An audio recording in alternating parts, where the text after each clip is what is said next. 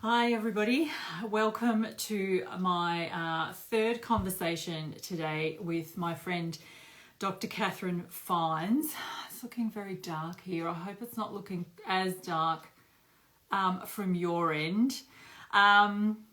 So Catherine is a friend of mine. We've had two conversations up to this point in time. Today is the third one. What we like to do is the conversations that she and I have when we catch up for coffee, when we catch up for a walk, I have just been feeling over this time would be really beneficial to let people in on these conversations, to let people in on insights from a medical practitioner, what kinds of things have been red flags for her, what kinds of things she would love people to know. That's what our first two conversations were about. And tonight we are going to add on questioning the dogma and looking to the new. So we want to kind of start to have a conversation about what would be the ideal of where we're moving in healthcare, rather than fighting the old. As you know, I don't really like the energy of fighting the old. Hi Marianne, hi everyone, great to have you here. I don't really like that energy of us fighting the old. I much prefer us to start looking to the new. And in healthcare in particular, because I personally feel like the old needs to die a quick death. So I'm just waiting for Catherine to come on, and when she comes on to send her request, and then we're going to have a chat. So if you don't know Catherine, she is she was a registered medical practitioner. She was that for 44 years. She has been speaking at a lot of the rallies. You might have seen her at some of those. You might have seen her interviewed by Matt from Discernible. I think she's been interviewed by many people over this time. She has spoken very courageously because she has been registered this whole entire time. She is now no longer registered. That has been by choice. So where I want to start asking her questions tonight is to ask her what she would like to share with us that she really couldn't up to this point in time, given that she was still registered, even though she was speaking out so courageously. Hi Catherine, great to have you here. If you just send me there, beautiful. Beautiful. It should be on any minute. So just a casual chat, as all the others have been. We're just kind of letting you in on what we would normally have a chat about, and hoping that you benefit from listening. Hi, Catherine. Hi, Sabina. How are you? I'm good. How are you? Good, thank you. Have you got a drink? Did you manage to grab a cup of something? I've got some water. Okay. So. Okay. Well, yeah. Lovely to have you here. I've just been introducing you to everybody who's joined, and mentioning that where you have been registered in the other conversations that we've had, and in other interviews that you've had and things like that, you now are no longer registered by choice. So I wanted to start off. Welcome. Thank you for being here as usual. It's my pleasure. Thank you for having me here. I love that we can have these conversations, because as I was just saying, it's just two friends having a chat about what we would normally talk about as we go for a walk or as we sit for a coffee. But exactly. I feel like it's a time where there's almost this division between where normally you would be encouraged to go and speak to your doctor, and normally you probably could much more so in a way than you can right now. The doctors that are speaking out, sharing any kind of information with us are a godsend, because it's helping people to know they're not going mad, number one. And number two, it's helping people to know, oh, okay, so this is the kind of thing that I could have a think about, or this is the kind of thing I could open my mind on, or this is the kind of thing that will help me to make a good decision, which is what you and I have said all along. Information to make a good decision is key. So given that you are now no longer registered, I want to start off with asking if there's anything that you would have liked to have shared in our other two conversations that you felt like was just a no-go area, or if you'd also maybe like to share how gagged you have been, or people still are if they are currently registered? Yes, well, the answer is very gagged. Now, I've been fairly vocal all of this time. Yeah, Maybe I shouldn't admit that, but I have. But really, it was a level of censorship that made me say, it's more important for me to speak out than remain under the auspices of that particular regulatory body. So, you know, the regulatory bodies, I don't know if I should mention their name. I think the one that begins with A, the one that all ends with medical A. practitioners, nurses, AMBOs. Is it also psychologists? TCM practitioners? Yeah, yes, TCM practitioners, chiropractors, so quite a few. Yeah. No, not naturopaths. Not naturopaths. Actually, okay. not naturopaths. Okay. Yeah. So, look, in a nutshell, anything against a narrative is a no-go zone. It's as simple as that. So, you know, we used to have a concept of informed consent, which was, you know, a standard in healthcare that was always expected of us to deliver and expected by the healthcare consumers. Yeah. To you know, have us have that discussion with them. So that's a diligent assessment of the pros and the cons, risk versus benefit of any proposed medical intervention. Yeah. Now, we can do that with medications. It's still expected of us, except for some over the last couple of years, but generally speaking. But for these particular proposed medical interventions, pretty much we can't have that debate. I have asked Kathy we're not going to say the word. Say the word because it'll just get censored. So we're going to say proposed medical intervention. We're just going to use that for Yes. So we hear the mantra quite a bit: safe and effective, safe and effective, safe and effective.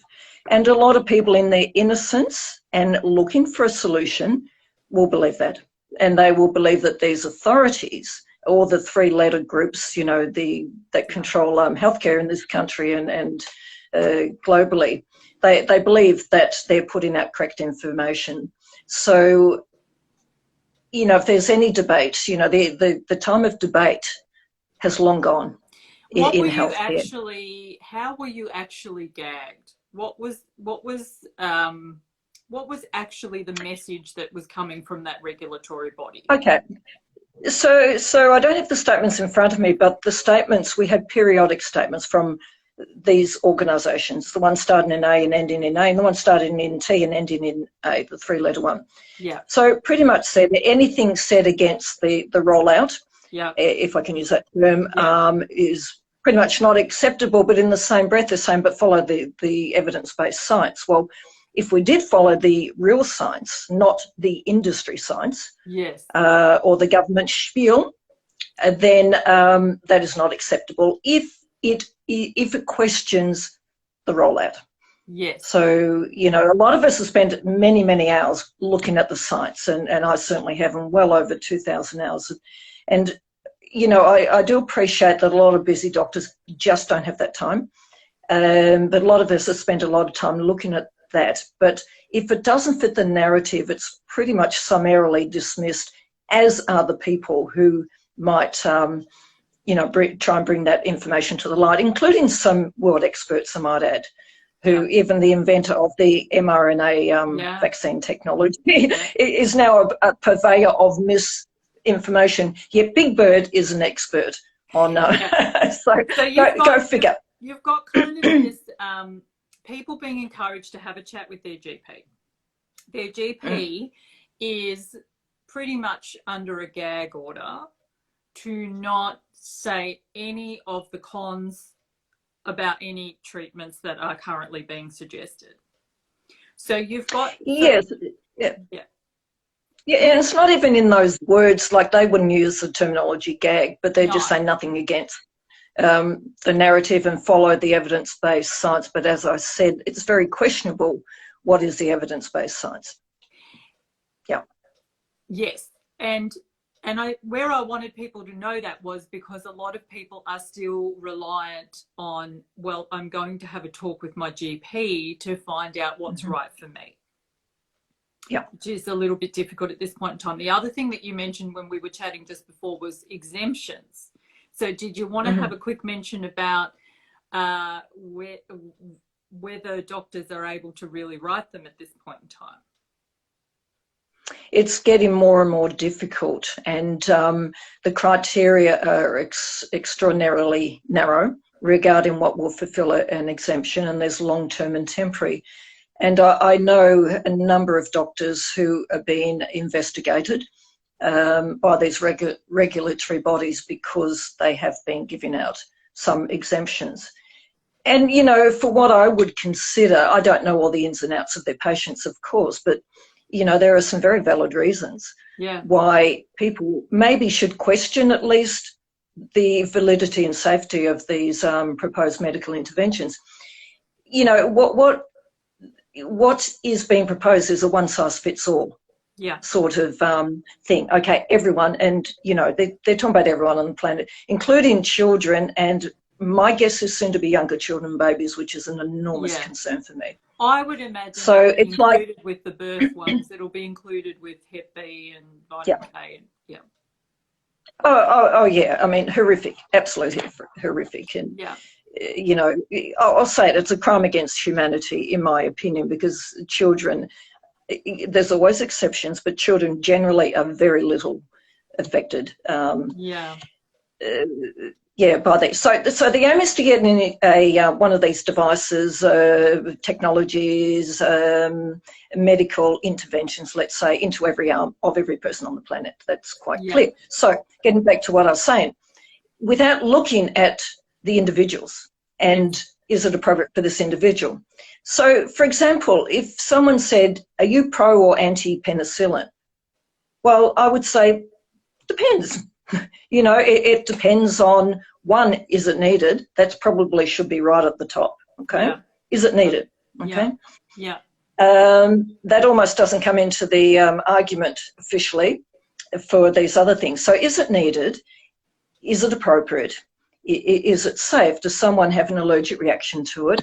What form, for what condition? What are the comorbidities? Because now, we're allowed to have that argument. Isn't it? Because, in fact, if I were to give a medication to somebody without asking, do you have an allergy to anything, I would probably lose my registration for not taking that. Well, I would certainly be, you know, investigated. It would be a very serious misconduct for me as a nurse, absolutely.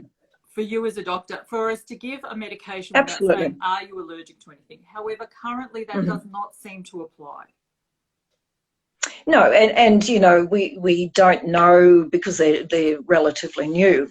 We don't have that history on a lot of people. And it is proposed that if someone has, say, an anaphylactic reaction to one brand, they need to go on and try another brand of this intervention. Yes, so there's also the case that if you have an anaphylactic reaction to the first one, you can have the second one in ICU. I've heard that too. Can have the second one with a crash cart next to you. So so because there's been such a propagation of fear, we need to come back to proportionality. We have lost all proportionality. So now I'm not saying we throw into the dogma, right? Which actually, so I wanted to ask you this. I trust the science is something that we hear a lot these days. I trust the science, and I trust the science implies that someone who does so is a critical thinker. You would imagine. You would imagine that I trust the science is code for I'm a critical thinker.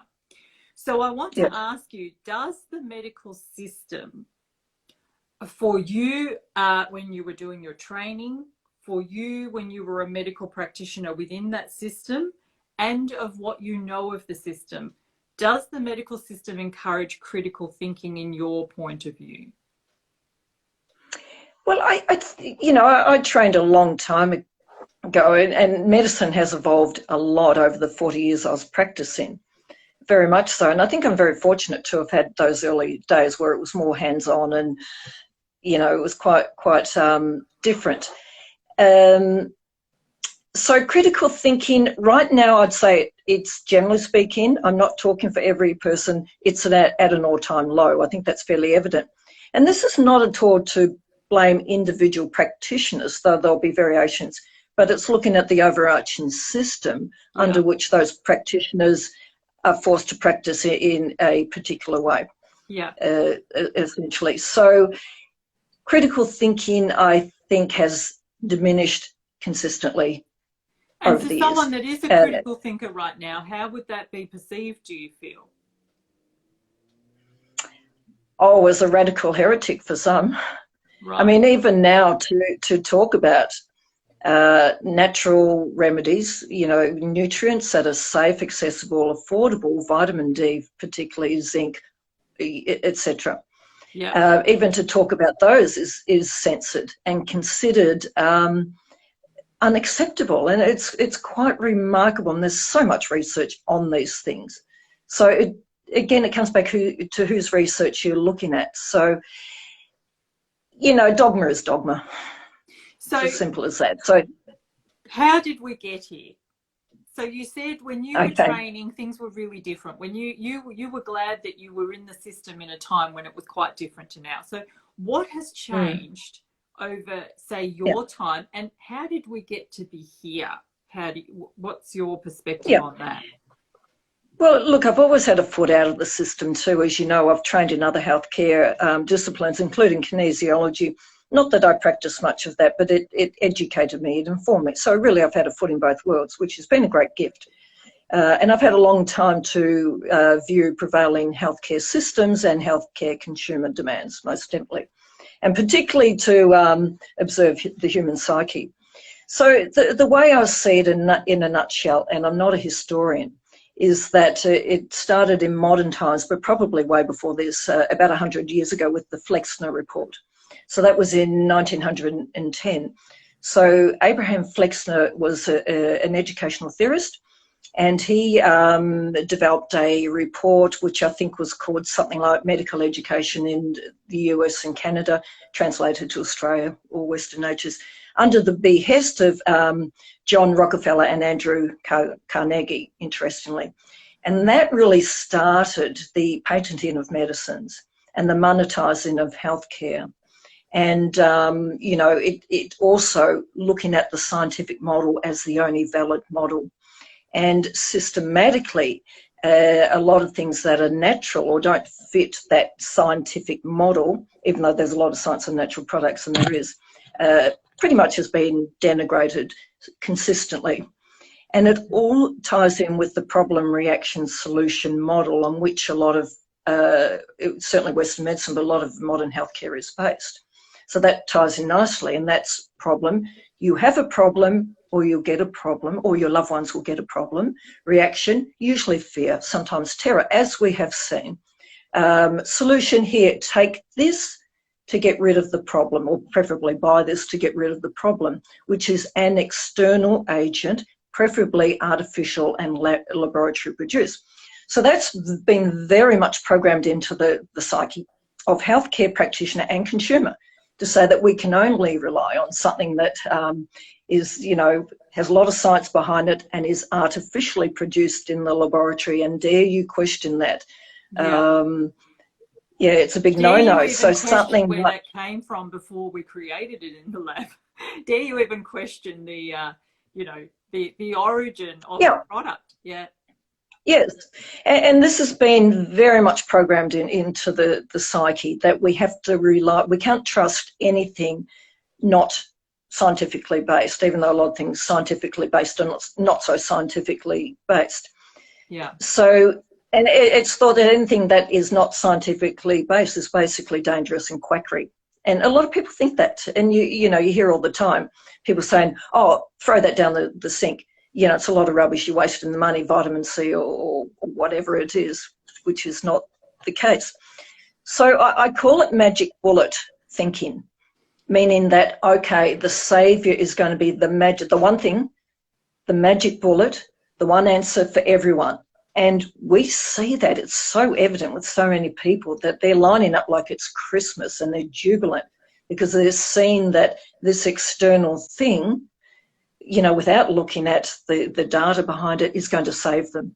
And they're so reliant on that. Dare anyone who questions that magic bullet it causes a great deal of cognitive dissonance and That's fear in within the people. system as well as outside. I mean, I think it's important for people to Yeah, understand that that is as much within the medical system as it it is is. outside. I mean, I don't know whether I've shared before on one of our conversations that, you know, I was an ED nurse, and I, you know, did a stint in ICU, and I worked in areas that were very respected for a nurse to work in. Yes.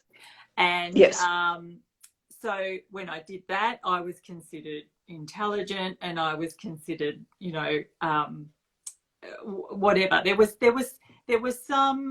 a respect within the system and outside of the system that came with simply just having with working in those areas.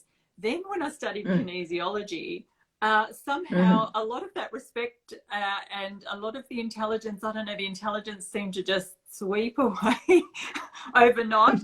And there was literally people that I had nursed with who just stopped speaking to me completely. So it's important for people to know that, yeah, we're seeing that right now in the wider community, but you will also have that within medicine, and that's coming from what you were saying. This kind of the dogma of this is it. This is the only approach, and anything outside of that is quackery. Yeah, pretty much. I mean, that's the unconscious belief, but we know the unconscious runs the show. Yeah. Very much so. And I can relate to what you're saying, because having left the medical profession, it's like people, you know, some of them are relating to me quite differently. It's like, well, I still have a medical degree and 40 years of experience, and for, you know, many, many years of life experience, probably more so. I'm still who I am, but I'm not fulfilling the role some people want me to fulfill, or they're trying to take me back to that, to say, can you help with blah, blah, blah. It's like, well, I'm actually recreating myself. I'm not letting go of what I know and what I've experienced, but I'm moving in a different direction, and that will always inform me. I don't know if I've answered your question. You have. And there's two things I'd love you to speak on. So you're recreating, so you're re-looking at your toolbox, and obviously everything you've learnt will come with you, regardless of how you now choose to work with clients, if you do, or whatever you're going to do. So that I would love us to springboard off that and talk about with the second part, which we're going to talk about tonight, which is the new healthcare. What would it look like? What would be an ideal for you? And when we were talking about this before, I was saying to you that, so for me, I've now been out of it for 11 years. I often say I'm 11 years clean. I've been out of the system for 11 years. Yeah.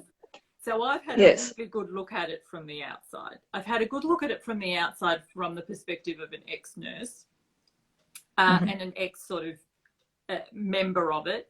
And I've had a good look at it from the perspective of a patient in the last sort of few years. And my sort of opinion is that it cannot be saved.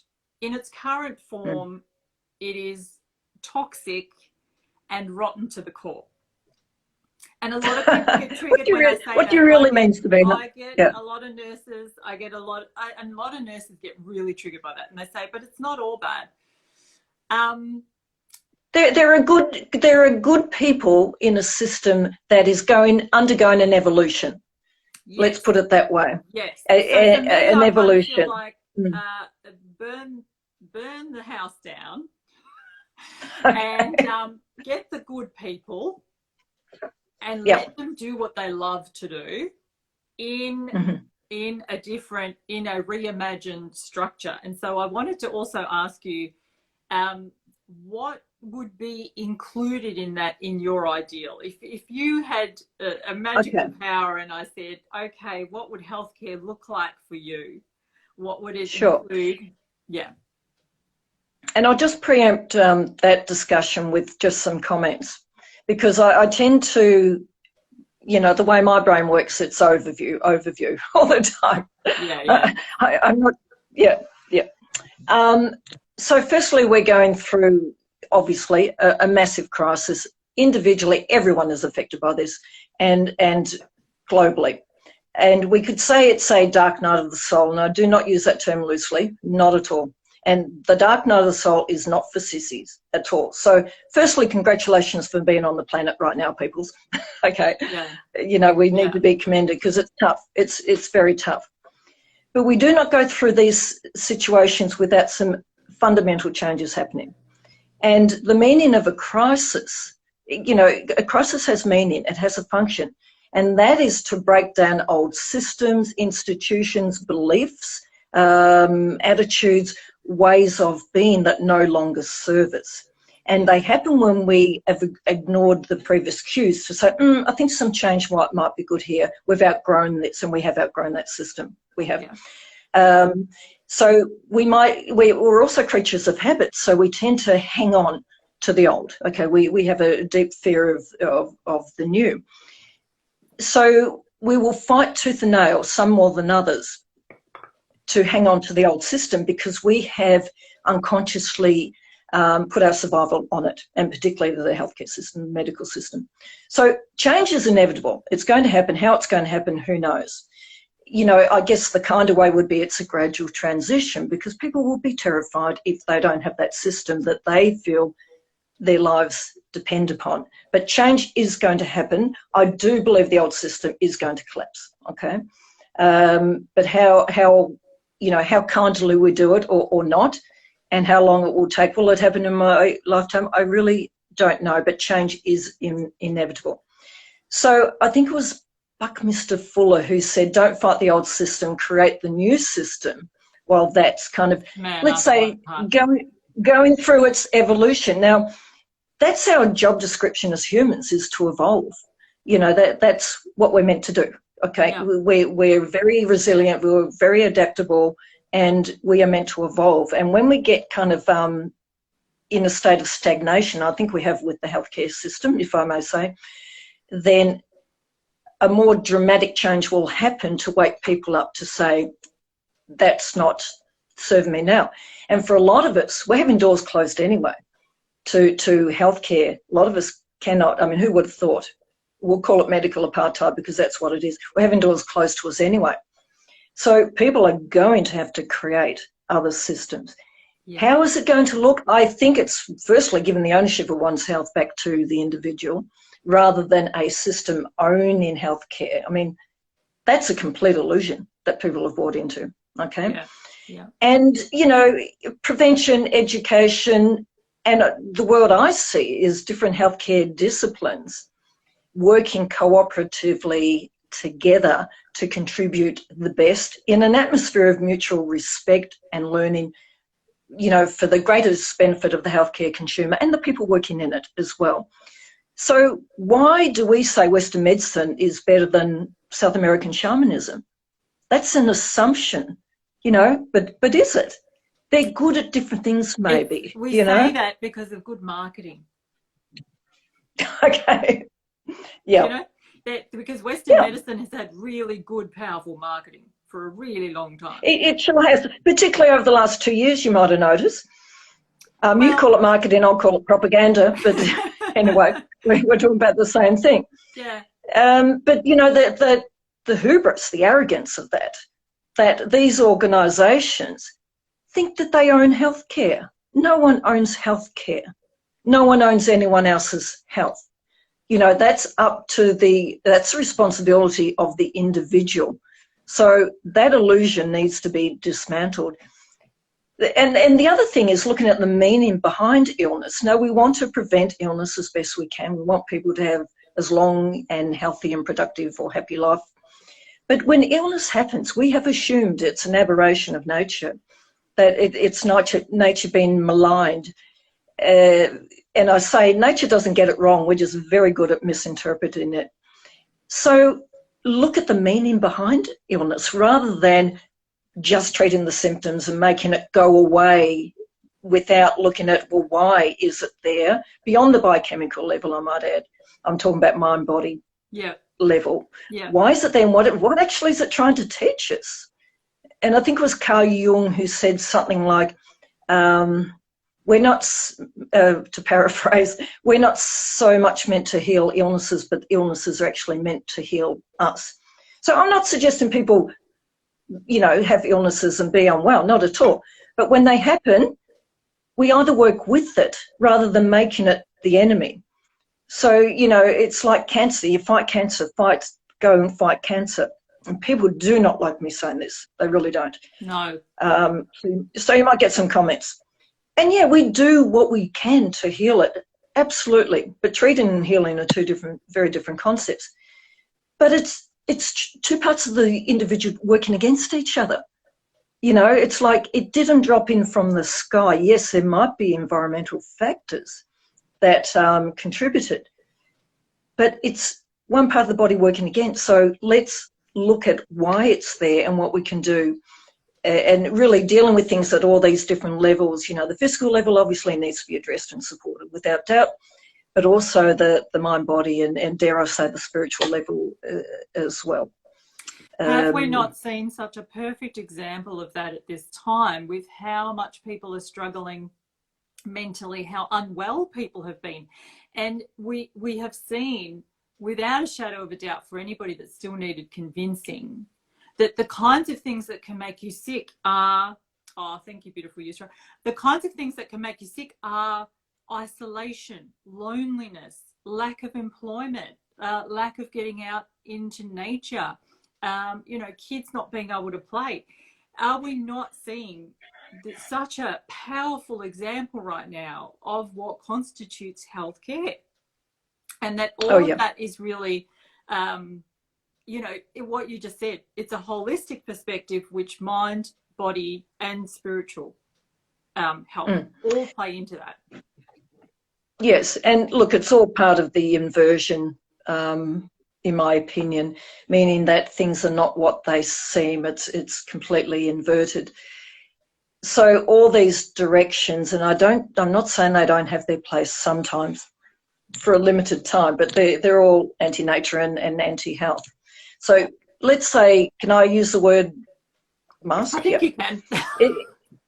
It is my pet hate, so I always, you know, give a little plug against them. To me, it's such a myopic view of what health is about that people actually think they can block a virus or get in unwell by putting a dirty piece of cloth over their source of air and prana, I might add. So to me, that epitomises a misconception about health.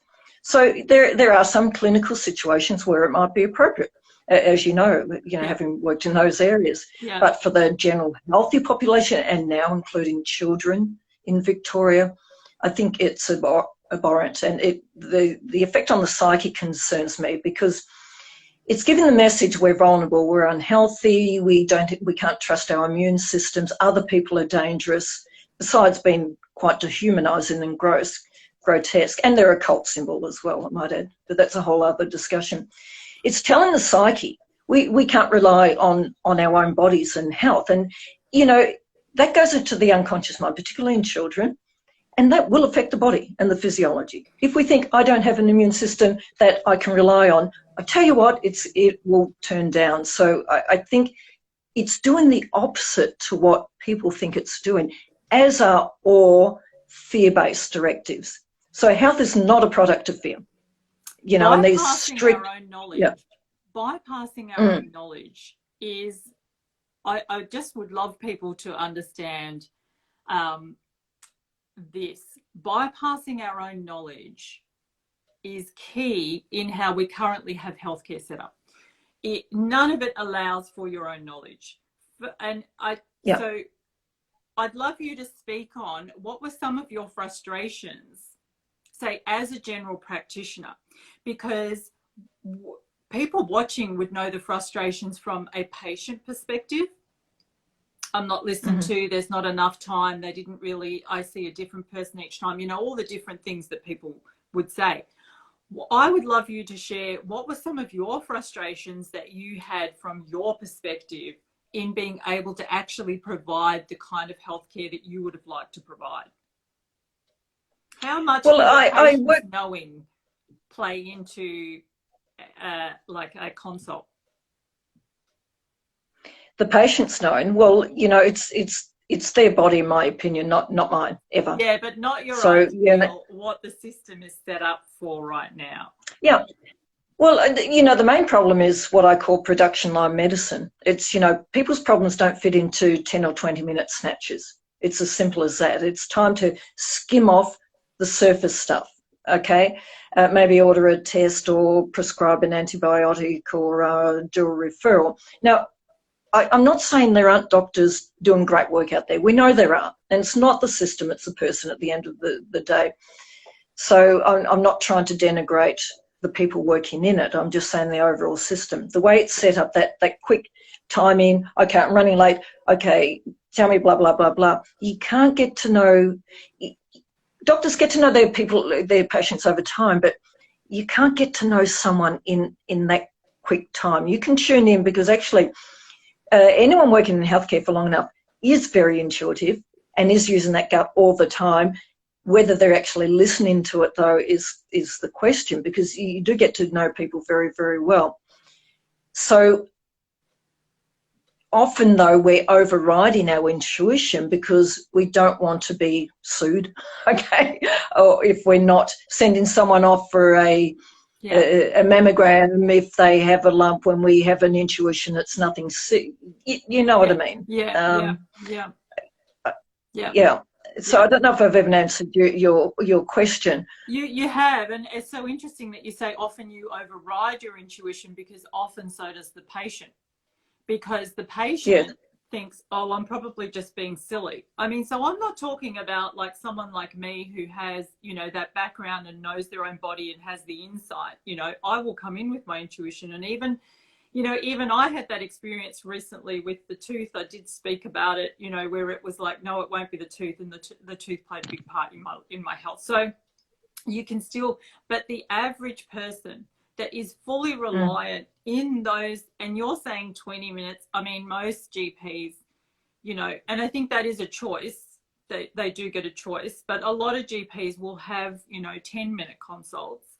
And in that 10 minutes, the patient is overriding their intuition because they're just, okay, here it is, what do you think's wrong, and get the maximum amount of information in that 10 minutes that they can. The doctor will override their intuition because it's, as you say, okay, am I ticking all the boxes? Am I covering everything that I need to cover? So that would be a big part. Yes, and looking at the regulatory bodies over their shoulder, looking at them if they don't order the right test or write the right notes. I mean, really what a lot of healthcare practitioners are doing out there within limited time is actually quite heroic. So I'm not at all trying to not blame. So each test, each different thing obviously has like a Medicare code. Is there an encouragement sometimes in certain clinics, like to order certain things? Not particularly. I've worked more in holistic integrative medicine for a number of years. In fact, a lot of GPs probably, don't do a lot of tests. Probably more integrative doctors do more tests, to be quite honest. Right, yeah. Just regarding intuition, what is really important is if a mother comes in and says, I'm not happy what's going on, there's something wrong with my child, that's when you listen. Mother's intuition, I'm not just confining this to mothers, but it's like something wrong with my child, unless they've got Munchausen by proxy, which most don't. That's when, okay, tune in. Okay, this is, and we've all had lessons. I have to say that's where you would listen, but I think you would probably be shocked at how many people's experiences would have been that their doctors didn't listen. And I know we're always talking about individuals, but from my experience, the system is very much set up to encourage you not to ask questions, not to doubt what's in front of you. This is what we do. When this arrives, this is what we do. This is what you do. Don't, and I think almost in a way, we as the wider general public are being so encouraged is not a strong enough word, but I can't think what the word is, to not question things right now. Just shut up and just do it. I feel like we're getting an insight into actually what people inside the system have been treated like for a really long time. Exactly. And I had a conversation with someone earlier today, actually, who said, doctors don't like me. I ask too many questions. I said, well, it's your body. Like, you can ask as many questions as you want. Whereas at the other extreme, it's people coming in and saying, okay, here's my problems, Yeah. putting it on the table, you fix it. Yeah. And it's like, no, sorry, they're not actually my problems, they're actually yours, but I'll help you as best I can with your problems. They're not mine. So we do have They've different... been encouraged to hand their power over. I really saw that within, particularly the hospital system. You come in, you're told, you know, especially if you're admitted, like, why do admitted patients have to be in their pajamas? Why do people that are just there for, like, you know, IV antibiotics or something? Because you hand your power over with your clothes. You take your clothes off. Absolutely. You put a gown on with an opening at the back, so you have no privacy. You don't have a sense of your power. Your power is in a bag at the end of you. And then you're faced with someone wearing a suit, or you're faced with people in uniform, and you feel small and you feel stupid, and you're made to feel very vulnerable. And all of that is on purpose. Not from the people that are in the system, but from the system itself. And that's what I mean when I say the system is toxic to the core. Yes. I'd love you to speak to, you mentioned industry science, and people might not know what that is. So I'd love you to give us a definition of industry science, what you meant by that. Pretty much industry science, let's say, supports the industry, if I can put it that way. I mean, if you actually look at the trials of a certain pharmaceutical company starting with P, that say it's 95% effective or whatever, if you actually look at the trials, you'll get a very different picture of what actually all that meant. So that's what I call the spiel. You know, giving a figure, saying safe and effective without, well, hey, everything has pros and cons. You know, everything has benefits and risks. I think it's fair we have a look at that if we're suggesting that the whole kind of world population undertakes this. So industry science supports the industry. And when people look beyond that, they have no vested interest, okay? Then that's pure science. I don't know how much pure science is left. And science is using our intellect. It's not using our intuition, though really good scientists would use both. So it's the far left brain, but with that, it's not balanced by the other aspects of our being that are not really recognised or validated certainly in the Western medical world. So it's out of balance to start with, and we're seeing the pinnacle of that right now. Science industry, I would also add, is industry science, industry science, I would also add, is science that is paid for by the industry and carried out by the industry, and then published by the industry in magazines that are funded. Paid by the industry. Funded. Yeah. Kind of got us sewn up, really. No. Yes. Yeah. Are you happy for me to throw it out to questions, if anybody has any questions in sort of the last sort of 15 minutes? Oh, sure. As best I can. Okay, yeah. Sure. So if anybody has any questions, anybody has any comments or any questions, please write them in and we'll have a look. And was there anything, so you have mentioned that you have spent thousands of hours researching through all of the current stuff. From what you have found, if you were just advising me, because let's just keep it as in we're not giving any kind of health advice and we're not giving any kind of medical advice, we're just having a chat. So if I was to say to you, Catherine, what is some stuff that you would want me to know or you would want me to ask based on all of the hundreds of hours of research that you have done?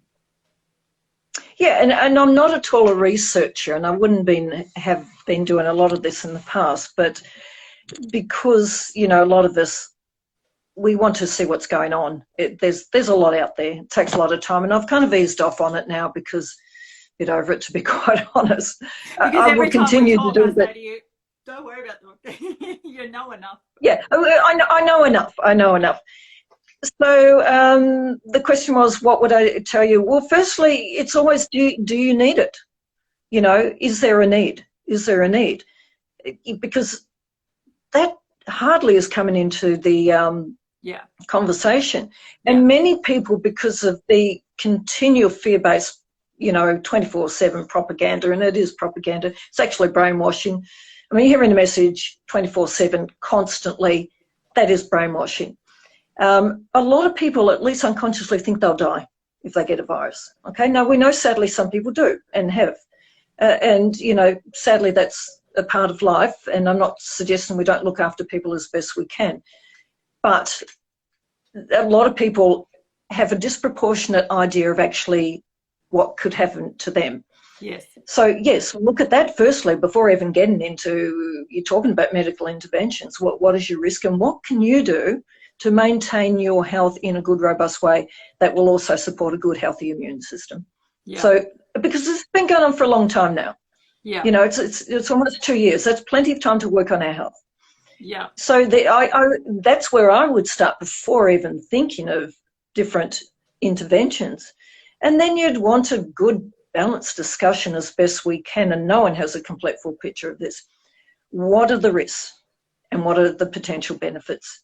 How would someone find out the risks if they, let's say, I mean, most people listening, I think, are pretty clued up. And when I say clued up, I'm saying to make a good decision for yourself, right? Because it's not about, you don't have to do what I'm doing. You don't have to do what Catherine's doing. You do what exactly. We're talking informed, in terms of informed consent. Informed choice. We're looking at informed choice. Exactly. So if this was shared out to somebody that is really only just starting to question and even looking at what informed consent is, knowing that the GP is not a source of information because they are not allowed, there's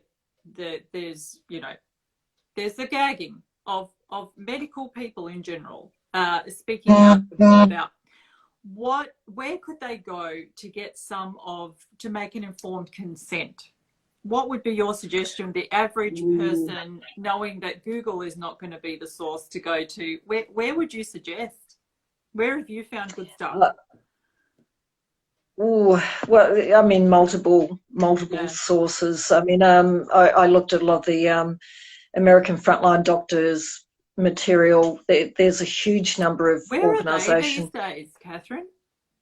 What do you mean? These days? Where are they? Yeah, because are they? I would say they're probably pretty censored on anything mainstream, are they? Yes, the censorship seems to be a little bit different. In America, doctors do have more freedom than, say, Australia, New Zealand and Canada. Not complete freedom, but they do have more freedom of speech than here, for sure.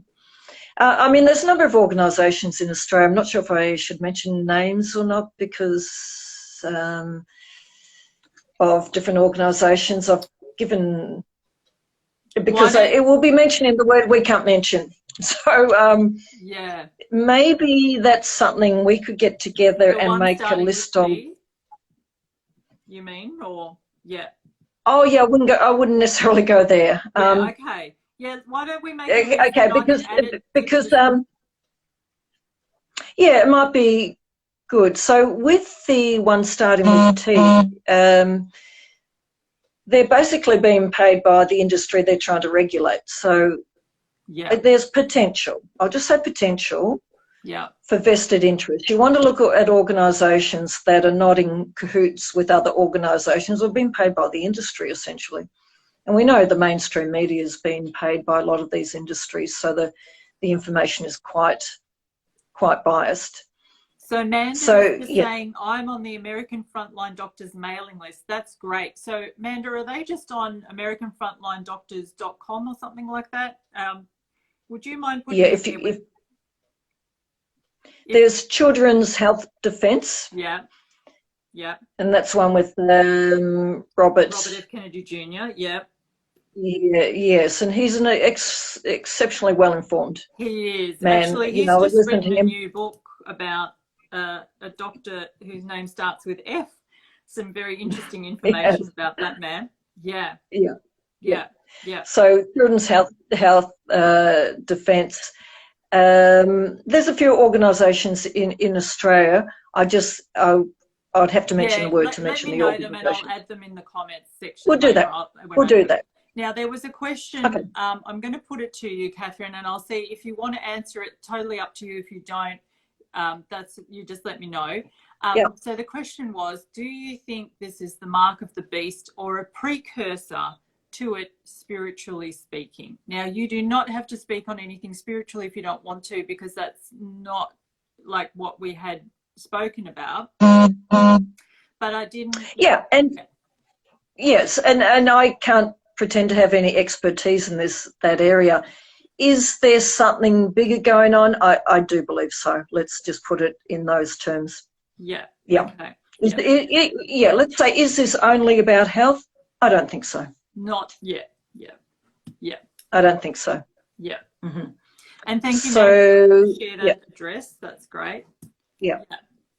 Yeah. And I think, I mean, I might just speak on that for a minute. The thing is, we all have different languaging for very similar things. We kind of have sort of, 8 billion of us on this planet talking about very much the same kinds of things, and we use different languaging depending on what our belief system is coming into something, depending on what religious beliefs we have. That will depend on what our languaging is, exactly. depending on where we've been brought up culturally, family stuff, even language will very much determine what kind of words we will use to describe something. So exactly. I've never spoken about Mark of the Beast on this channel. It's not something that it's not languaging that I have, and yet I've often spoken about the fact that, yes, I do believe there is an element here that is designed to keep you asleep, that is designed for a whole collective of us who are about to ascend to stop that process. It's really probably saying the same thing using different words depending on what the belief is. So and interestingly, with the Mark of the Beast thing that I've been thinking about recently, so I don't know how you would feel about this. I feel like it's that, even when you think about the fact that, we're talking about people being sheep, we're talking about being kettled by the police, we're talking about being marked and tracked and followed just like we do to animals. We're talking about being imprisoned and being penned and being just like we do to animals.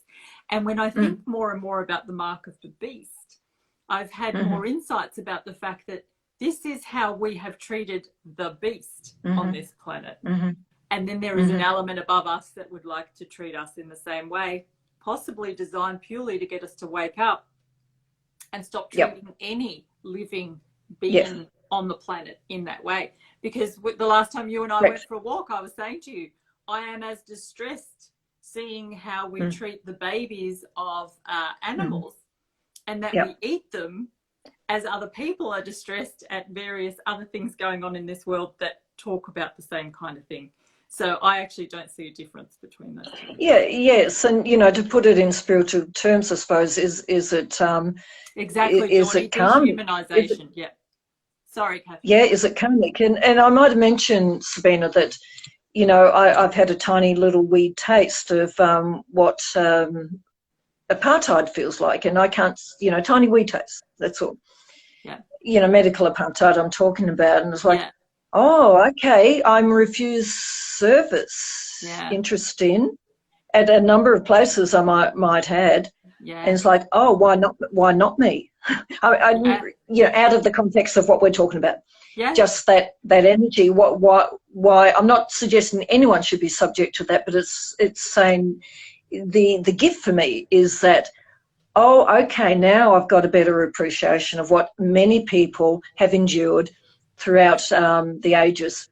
So, okay, thank you for the gift. All right, we and spoke why not about me? the fact that really white folks are the final frontier of this. I mean, everybody else has experienced this except for kind of white folks in the modern world. Obviously not white folks in, different times in history, but now we are the final frontier Yeah. on this, and Yes. it better stop with us, otherwise it'll be, you know.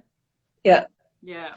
But it's actually holographic. The whole thing's holographic, meaning that everything is a representation of everything else. And you're saying about the animals as well. It's like, oh, it's the same energy, but now we're experiencing Yeah, it I have because to we say are. I'm always surprised by humans being so distraught and distressed at anything happening to their babies and having no insight whatsoever at what they are doing to the babies of other beings, creatures, living aspects on this planet. That just blows my mind. But Yeah. yeah. Yes. Yeah. Yes, exactly. It's a big wake up in awareness for many of us. Painful though it is, but how can it not be painful? Because we won't change what we don't see, and particularly what we don't feel. You know, we can be aware of stuff that we don't agree with and we think is abhorrent, but unless we actually have it at a feeling sense, we're not going to really take notice of it. Unless we look at ourselves and say, where am I like this? Where am I doing this? Where am I contributing to this? Where am I adding to this? Nothing can change. Exactly. Sure, and that's the inner work, you know, that we should all be doing, because, you know, we're all connected at some level, and everything else is a reflection of us at some level. So that is the inner work, not in a blame sense, not at all, but in an awareness and insight sense. Okay, if I don't like that behaviour, am I projecting things I'm not owning in me?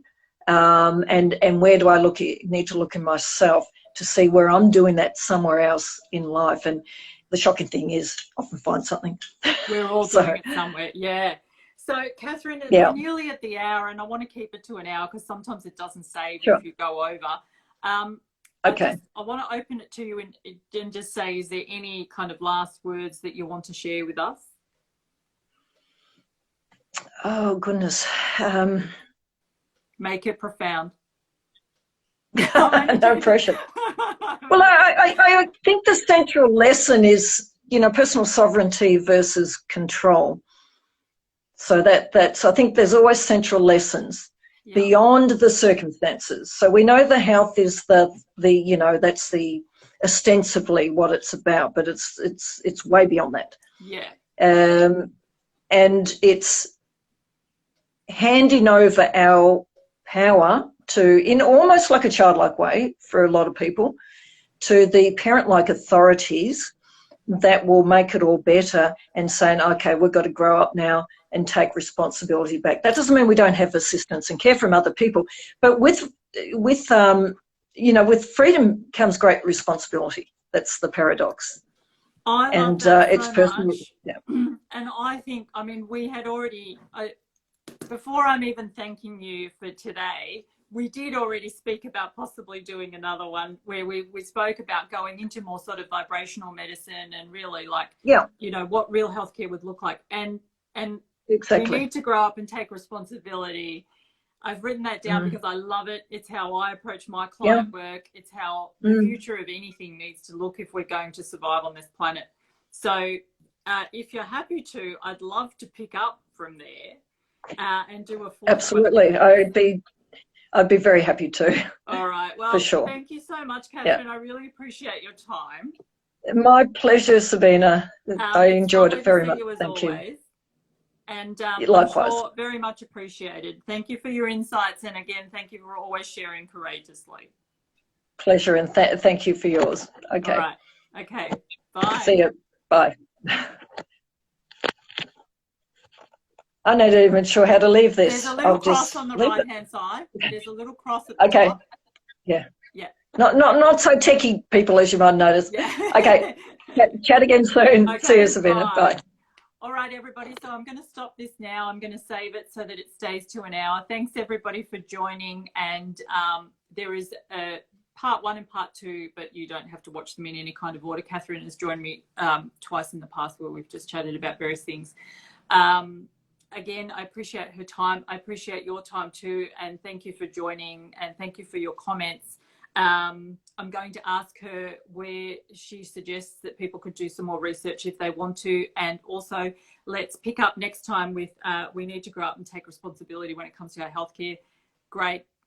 Love that topic, and hope you can all join me then. We'll do it sometime soon. All right, everybody, enjoy the rest of your Sunday. Much love.